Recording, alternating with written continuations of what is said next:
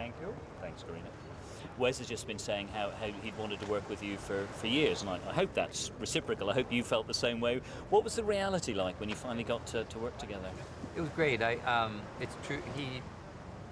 I'll take credit for initiating our friendship because I wrote him a letter after I saw Rushmore that was just full of appreciation for that film, and then later not long after that, he saw me in a play in New York and wrote me a very beautiful letter about it, and it sort of initiated a correspondence that we've kept up over the years, and without even actually seeing each other that much. But then it's just one of those things you hope and wait, and then something comes together. And when he did give me a ring and say, "I've written something that I'd love you to look at a role in," I said, "I'm in."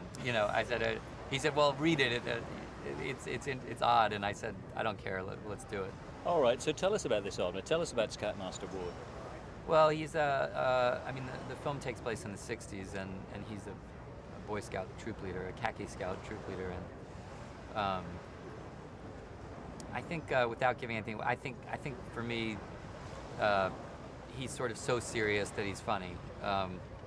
That's the best way I can encapsulate him. And also, what I liked was he's not just one dimensional. As you think you know what kind of a guy he is when you first meet him, but like all the characters in it, there's change and development through there. There's a richer man, a richer heart beating under that khaki. I agree. I think that there's a funny dynamic in this film where the children in the film are much more in touch with their emotions than the adults are, and the actions of the kids sort of force the grown-ups into a confrontation with their own, with what they're in denial about, and I think the healing that goes on in the film is instigated by these kids to some degree, which is kind of lovely, actually. And as you will know, as a Wes fan, there's a very specific tone and feel to each of his films. What's the kind of tone? What's the heart of this one? Well, I actually think that all his films, I think many of the best filmmakers that I love, I think return to the same themes across many films, and I think that Wes's films, obviously there's a certain aesthetic sensibility to his films, but what I actually think makes people relate to the films and why he has such a devoted fan base is that really he makes films about people who feel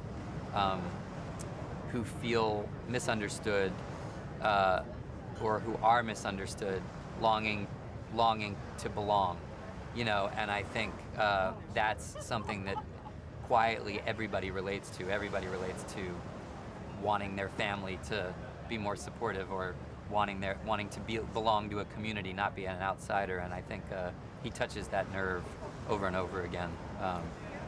Your character's in an interesting place in the movie because you've got a lot of young actors, obviously as the scout leader, but there are a lot of senior, well-known figures in the acting world around you as well. What was that like, mixing with the beginners and the old-timers? It's nice. The kids were very unprofessional, which is what you want kids to be, and they were very just incredibly sincere and authentic. It was great.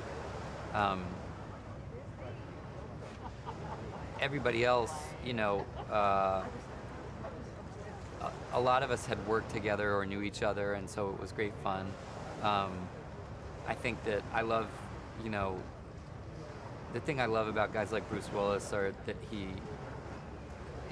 Bruce is a real old theater actor at heart, and even for all of his, fame as a kind of an action and star, Bruce is like, here he is, it's so great. He's playing this very defeated, somewhat sad. He gets described as dumb and sad in the film, and it's such a great low key, persuasive performance, and I think I'm almost happier to have gotten to do something like this with him than one of the big things with things blowing up.